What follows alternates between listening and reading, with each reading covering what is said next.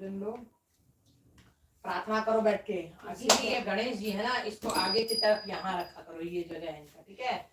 और बोले हे बाबा माँ भगवती, आपका आशीर्वाद भरा हाथ, आपका आशीर्वाद भरा हाथ हमेशा हमारे सर पे रहे, हमेशा हमारे सर पर रहे। सद्बुद्धि दो, सद्बुद्धि दो, विद्या बल, बुद्धि तन मन धन धन से हरेक सुख दो।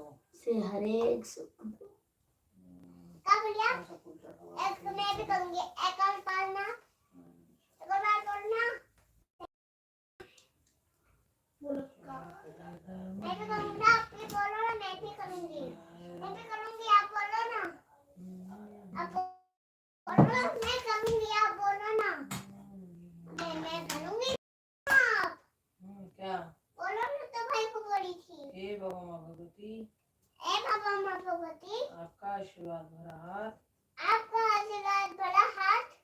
हमेशा हमारे सर पर रहे, आपका आशीर्वाद भरा हाथ, हमेशा हमारे सर पे रहे, तन मन धन से आप हमें आशीर्वाद दो।